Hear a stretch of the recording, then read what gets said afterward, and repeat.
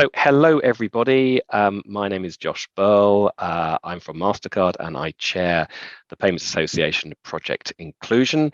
I'm delighted to have with me today Andrew Rabbit, who is the Chief Executive of Incuto, which serves the credit union industry amongst other things.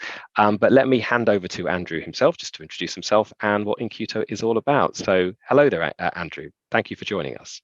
Hi, thank you very much for having me. So my name is Andrew Rabbit. I'm the CEO and co-founder here at Incuto. And at Incuto, we believe that everyone deserves access to fair, affordable financial services. So in our world, we connect underserved and overlooked borrowers to not-for-profit community-based lenders, such as credit unions and CDFIs, which in their own right are very often unknown organizations in the financial services ecosystem. They tend to be lenders of last resort and heavily underserved themselves. So we're here primarily to try and bridge that gap and put them on the map and make sure people know that they're there and can help. So, well, thank you. We're running this particular interview, amongst others, to address the cost of living crisis and what the payment sector and wider financial services sector is doing about it and how it's been affected. Could you extemporize a little bit on what the past 6 months or so, since we've been conscious of this so-called crisis, as it were, what it has meant for you and the wider sector that you're seeking to serve? Sure. So it's interesting that you say the so-called crisis, because when we first started Incuto in 2016, there was a number that had stuck in our head. It was a problem statement, which was that 8 million people in the UK were financially excluded. They were underserved and they lacked access to affordable credit. And that number stuck in our head because it was the problem. But since then, it became the opportunity, because actually, as we stand today, towards the back end of 2022, that number had grown. It rocketed to over 20 million people. And that doesn't mean that there are 20 million people who have tried to get credit and they've failed. It means that there are 20 million people who may have a bank account, they may have an overdraft, but the next time they go and try and apply for credit, they're not going to get it. And the reason why this is such an interesting thing for us is that when we started in 2016, the concept of people choosing between heating the home and eating food already existed. We serve a market of organizations who've been dealing with that problem for decades. The challenge now is it's just got super scaled. It just got much, much bigger.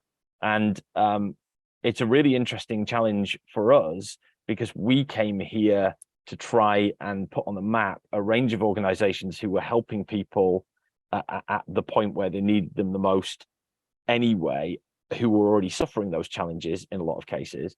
But those organizations are underpowered in their own right. They lack access to technology, the cost of lending is too high. They can't, in many cases, access services like direct debit, so regulated services, because they're too small. So we came here to kind of try and fill a gap 5 years ago that we saw that today just got much bigger. The need for that solution just became significantly greater. So the last 6 months has been really interesting, because what went from a problem statement became the opportunity.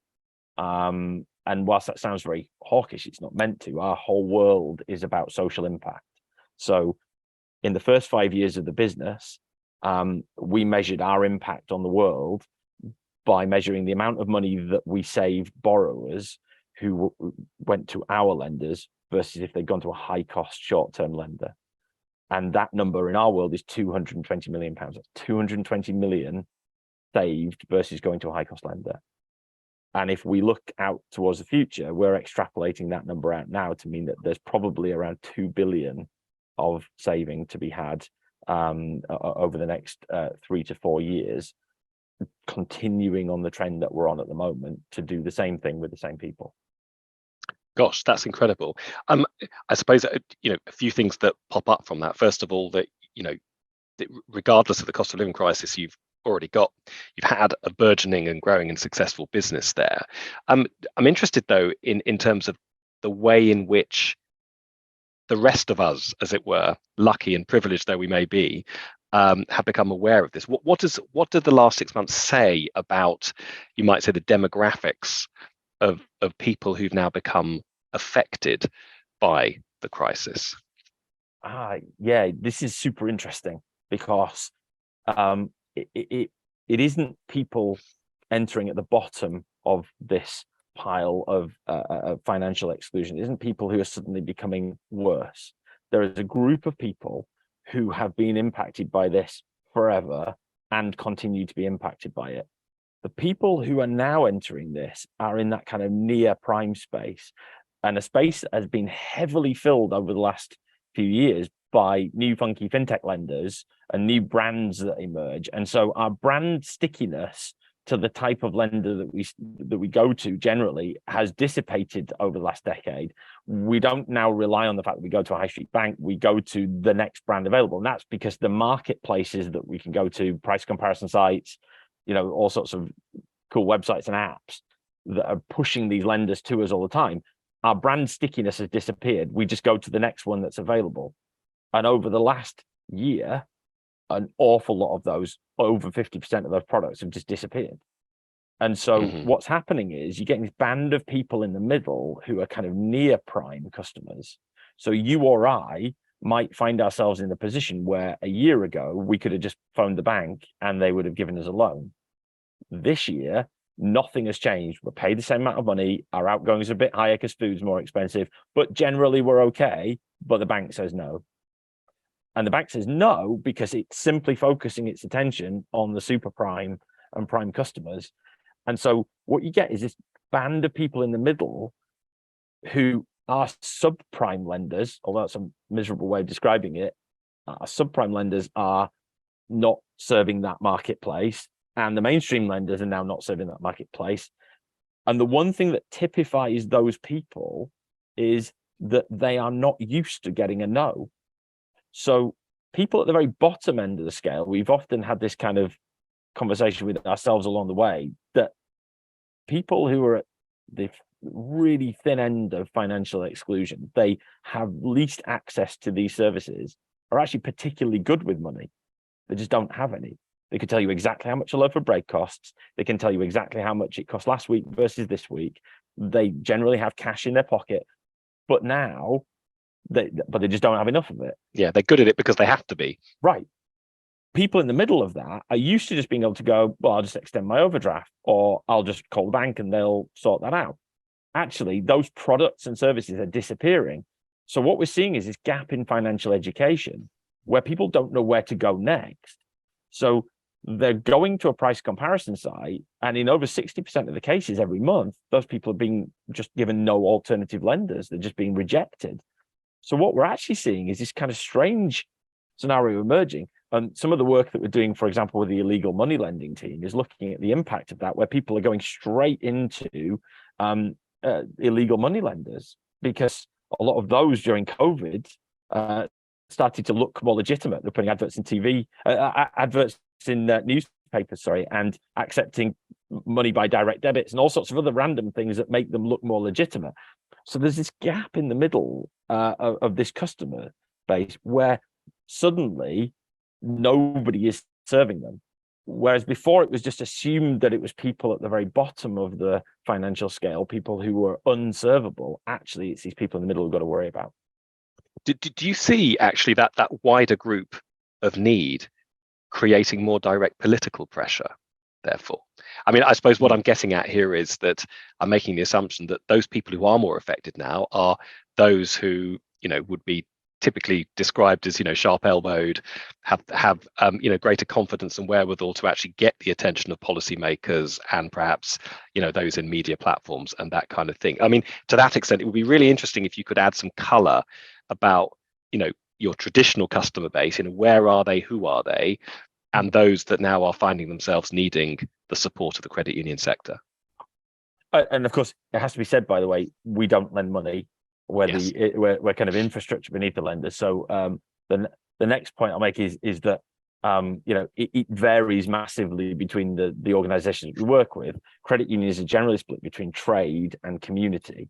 So if we focus on the community-based lenders and people who would use them, I think the interesting thing is, you're right, the people in the middle, that's why it suddenly became a crisis 6 months ago, because the Independent wrote that it was a crisis, and the Guardian wrote that it was a crisis, and the Daily Mail noted it was a crisis. It's been a crisis for decades, but it wasn't a crisis because those people in the middle weren't that massively affected by it. It was a bother that somebody else was dealing with. They've always been there. I looked up for an event we did last year that started to talk about this, that the first reference in the UK to heating or eating was in a newspaper called the Northern Echo, and it was in 2001, right? That was the first time it got mentioned, and it was a really interesting article because you could have photocopied it and changed some of the numbers, and it's the same story as today. Energy bills were going up, food prices were going up, people were having to choose between this idea of heating the homes or feeding the family. And so this problem has been expanding. If you look at the story now, though, when you look at the typical credit union member, they are people who are either saving. So you've got people who are just putting the money into a nice, safe, warm, and ethical. You've got people who are going there because they've had a relationship with them for a long time and they want to just use their services. They're local. And you see a lot of that where high street banks have retreated from the high street. These guys are still there. You've also got people who are traditionally excluded. So they may not have a bank account. They may want to do this kind of transaction in cash, and credit unions often facilitate that. But then you've also got people now who are finding their way there as I said at the beginning, as a lender of last resort. So they've been rejected by multiple people and they now find themselves at a credit union. And the big challenge that we've tried to address with this is the fact that actually you have organizations with the weakest balance sheets versus a high street bank, for example, who are trying to help people and say yes to them with the most flexible range of products they can possibly manage, to say yes because they know that the next person down is significantly worse. And so wherever they can, they try to be the kind of the safety net for people. And that isn't always about giving them a loan. Sometimes that's about financial education and support, and not the financial education like a PDF sort of budget sheet, because that's just rude. All you're highlighting is that somebody doesn't have enough cash. That's not very helpful. That's fascinating. So are you saying therefore that credit unions will actually make a judgment about the risk of people, if they weren't given some support from there, actually going somewhere where they could end up in a bit of trouble? Yeah, and look, it has to be responsible lending has a capital R and a capital L as a defined term. But there's also a level of responsibility, I think, that people take from a human perspective to make sure that people are looked after. It's the reason why we're in this sector. The reason why we work with them, because we know that this is a group of people who are there as not for profit to help their community, to help people at the point where they need it the most. And we know that the only way they can do that successfully is if we give them the opportunity to balance the model. So balancing the model means they don't just deal with people who are in a crisis. They deal with people who are safe, near prime lenders, which is why the opportunity is so great, right? So if you've got these much safer customers who are just normal customers to a high street bank who suddenly get a no today when normally they wouldn't have done, who can now be routed to one of our lenders, we can create the balance and the sustainability and the resilience that's required to make that sector able to cope at scale with both sides of that equation. High street banks by default just say no and close the door behind you. That's it, right? That's what they do. Fintech lenders came into the market to try and take some of that, but they've also found a way of intelligently and very quickly exiting the market as quickly as they entered it. And so these lenders have been around for decades. They make human decisions. They look at individuals and the circumstances. They take a risk-based approach. They don't put people in more danger. They certainly wouldn't take an irresponsible decision. But I think genuinely they take their responsibility for making sure people don't go somewhere worse and end up in an even worse situation as seriously as they do all of the other criteria. So let's just focus on Incuto specifically. Could you maybe just provide a bit of color about, a bit more of the detail of the services you currently provide, or what you have provided, what you're currently doing, and what your sort of forward strategy is in terms of new things that will help to address inclusion to a greater degree? That would be really interesting. Okay, so Incuto is formed on the principle of four things. First one is a reduction in cost. And we don't mean getting rid of staff and all that kind of usual cost reduction. What we mean by that is that these are organizations, there are more than 300 community lenders in the UK, and each of them is subscale. So when they go to a credit bureau or a bank or any other supplier, they get viewed as a small organization with small volumes. So everything costs more. So the irony that we've got this kind of poverty premium, the idea of being poor costs you more for the consumer, is actually happening to the organizations who are trying to help them as well. And so we came into the market to say, right, our immediate win can be to go and create this kind of layer of aggregation above them, the kind of economies of scale by us taking a position with those suppliers and us committing to volume and reselling the transactions that they're doing, the same transactions as yesterday, but in many cases 75% cheaper. So this is a sector which has been heavily underserved by technology and has been heavily underfunded when it comes to being able to support that kind of innovation. So we knew that we couldn't charge lots of money for new tech, so we built a business on those transactions. So our disruptive approach to the market is to say, we will take money from the transactional stuff you were doing yesterday, we'll reduce your costs, but we'll take a margin on it, and then we can deliver the second part of our business, which is the tech. So we've created a kind of API-driven technology stack which covers all their online services like mobile apps, mobile banking, loan origination, decisioning, communication, anything you can think of in that loan management space. That's the bit that we do in the technology. And then because we've kind of mirrored these two things on one side of the equation, which is now costs are lower and people have more time, then we create more loans. We generate the opportunity to get more business. And we've done that in a number of ways. There's marketing and communication, just a better service level, but most importantly, putting the lenders into price comparison sites. So price comparison sites generally need responses within a few seconds to say whether you'll do the loan or not. They don't wait, multiple hours for someone to look at something. So we've become the tech bit between the glue between the lender and the price comparison site. And so by placing them out into the market where customers are actually looking, we're now starting to be able to get those people who are going to price comparison sites, who are in that middle layer of near prime customers who are now going to search for a product, are starting to find community lenders where yesterday there was none. Today, they'll start to see brands that they're equally unaware of, they've never heard of, but they can apply for a loan and they're much more likely to get a yes. And so by doing that, we kept to box number 4, which is all about, we just get to help more people.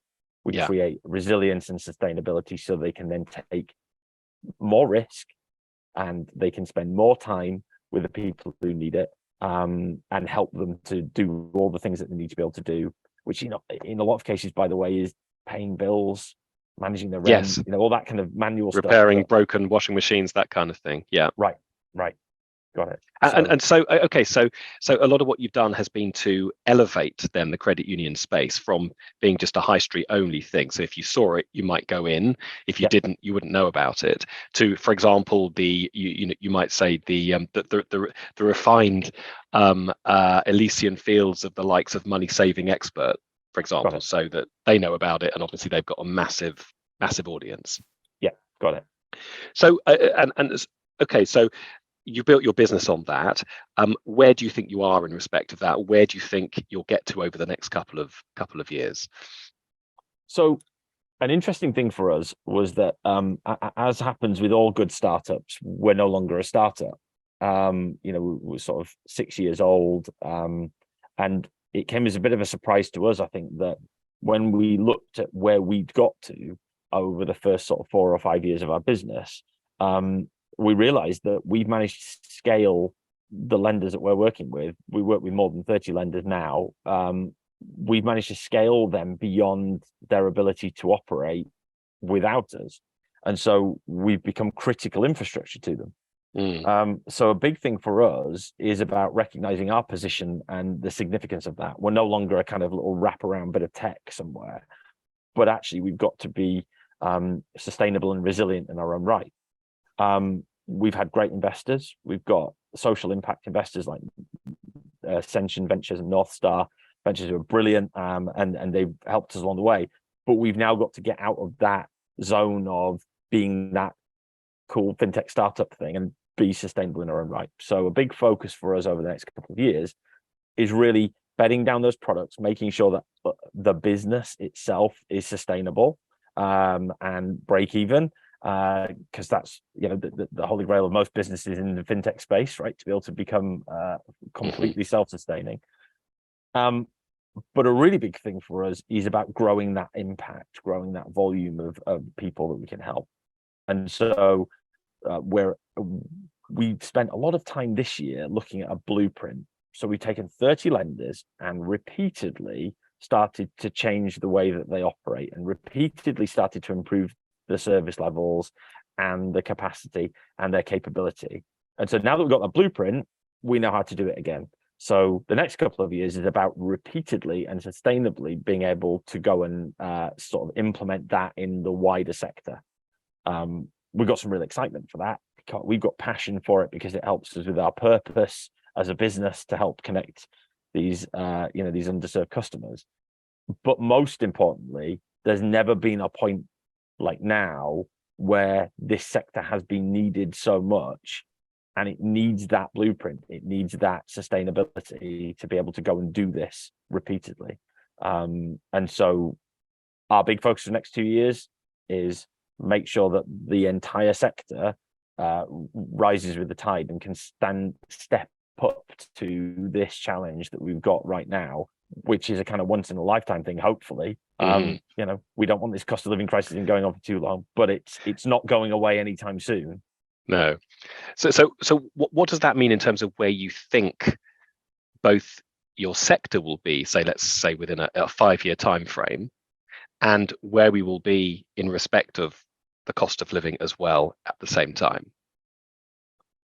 I think there's a big shift in the market at the moment, and it feels like it's a shift where people are becoming much more aware of the fragility of the systems that they're using, for example, and much more, and as consumers, we're also becoming much more aware of the inadequacies in the systems that we're approaching, right? So we've become used to the idea that I can go onto an app and press a button, and 30 seconds later it will have told me I have a loan, and 20 minutes later the money will be in the bank. We've become used to that way of behaving, and previous generations didn't behave like that, and subsequent generations are not going to behave like that, because we've created financial services that are so consumer driven, they're just so app driven and electronic, that we've taken away layers of safeguarding, and we've become so reliant on it that we've stripped away education from it. It's just a thing you do. It's an app, you press a button in. And so what we find ourselves in is a position where, we've never been in this place actually as a generation, certainly my generation. I always remember just being able to, if I wanted to buy a car, there was a bit of paper you filled in, and then a finance company financed it. And now suddenly that might not happen. And if I wanted to get an overdraft, I would call the bank or go into the app and apply for one, and then I'd probably get one. And those things are becoming less and less sure, but people were making decisions on it. People would go away on holiday and just take a loan, pay for the holiday, pay it back over 12 months, take another loan.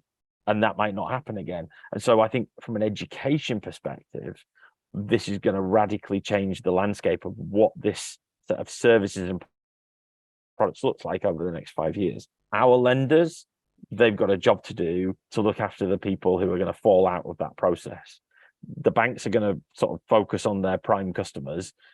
These guys are going to get the benefit of the tailwind of that. They're going to get the benefit of the fact that there are going to be this group of customers who are now far more aware that a credit union exists. So they're going to go to those lenders because they're ethical, local, community-based lenders. And that's great news for us, because at the beginning of our business, nobody knew they were there. If in 5 years' time, everyone knows that they exist, they're a legitimate part of the financial services landscape, that's a win. I think the bit that we've got to focus on as Incuto, we now need to layer into it that financial education piece, which is super critical to us. We're really, really focused on financial education. It's been something that we've been quite obsessed with along the way. And financial education starts in primary schools. It isn't about, it isn't necessarily about apps and funky stuff. It's simple tools that kids can use. But actually, there's a group of people in the middle who didn't get that financial education at school either. I didn't get taught about money. And so we've got to actually backfill that using all the tools that we possibly can. And it might be that it's at the point of need. It might not be something that we can do in a kind of structured way. It might just be at the moment where you need it, just in time. You need something that can explain what's going on. Really stupid things. Nobody knows what an APR is. Right. Yeah. Nobody can explain it because it's like incalculably difficult to explain and write down. And so when you're looking at things where people have to explain a product with relative APRs, but if you're borrowing over 3 months versus 3 years, they don't mean the same thing, and people don't understand that kind of thing, right? So there's a lot of that needs to be brought to the table, and the next 5 years is going to be pivotal to that, because people are going to be in a much more difficult and constrained position, I think, than ever before. And not, like I said at the top, 20.1 million people who are overlooked or underserved does not mean that 20.1 million people went and applied for credit and got a no. It means that the next time they do, they'll get a no. So we've got a long time to go potentially. People built up savings during COVID, and a lot of that's now being eaten into. So I think this cost of living crisis challenge hasn't necessarily been felt by everyone yet, but it will be, and it isn't going to end in the next 6 months. It's going to keep going because those things are going to keep rolling. So Andrew, just as a final question, any thoughts about the wider policy environment that, in other words, that government, regulators, local government in some cases, might want to think about in terms of facilitating your and your sector's success over the next few years? Yeah, this is a really interesting one, because I think as this, I'm going to formulate my thought on this one, Josh. Apologies. Let me start this point again. So it's okay. The credit union sector has a really interesting dynamic. It has a capped interest rate. It can't charge more than is 3% a month, which sounds like a really high number, but it's not. So if you take a typical payday loan, which was £260 over 3 months, payday lender could return £260 on the £260 maximum. But a credit union can return £18.16. Someone will challenge me on my maths and my rounding, but it's somewhere in that range, right? So if you take that £18.16 and look at the risk and look at all the costs involved and all of the bits, that is not a sustainable product right now. That's an act of charity. And so if we're genuinely going to address this with all the seriousness it requires, we've got to do two things. We have to actually support the organizations who everybody's happy to leave just cracking on. So credit unions and CDFIs are lifting all the heavy weights here of looking after the riskiest customers. Everyone else has just disappeared. They're all looking after their own little niche. The people who've been looking after this sector for decades continue to hold the weight of this, but with even more people coming through. So from a policy perspective, we have to put in place all of the things that are required to make sure that sector can be as flexible as it needs to be and as well funded as it needs to be. And some of the biggest challenges, access to capital. Credit unions lend money that they have in savings. CDFIs have to borrow money to lend money, or they're granted money to lend money. We've got to create a much more sustainable ecosystem for these organizations and make sure that they're resilient enough to be able to deal with this, because it's okay putting the onus on them to look after everyone, but the reality is they can't do that for everyone. So there are going to be lots of people who still fall through the gaps. Selfishly, from a technology perspective, they need a lot of help to invest in tech. They've never had to do that before. It's been something that, the legacy providers have not been kind to them. Mm-hmm. And so this is the first time they've had these opportunities to do this. They need to be able to do that and be given support to do that, to be able to meet all the demands. A brilliant example, just as a random thing, is slightly controversially, credit unions and community banks are exempt from PSD2 requirements. I'm convinced simply because they don't have anybody who can deliver them, right? We're delivering to those standards purely because you should, but the regulatory landscape is kind of split to acknowledge the fact that these guys are kind of subpar when it comes to their access and availability of these services. And that shouldn't be the case. We should be forcing the fact that these things are required, but also investing to make sure that there are things there that can be put in place to support them.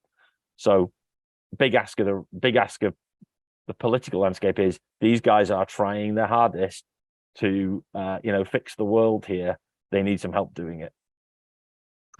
Well, I think that's probably as good a place as any to wind things up. Andrew Rabbit, Chief Exec of Incuto, can I thank you for a fascinating conversation there, shedding light on both your business, supporting credit unions, and the wider space of credit unions themselves. So thank you very much. And thank you to our viewers for watching this. I'm Josh Berle, Chair of Project Inclusion. We'll see you on the next one of these. So thank you very much indeed.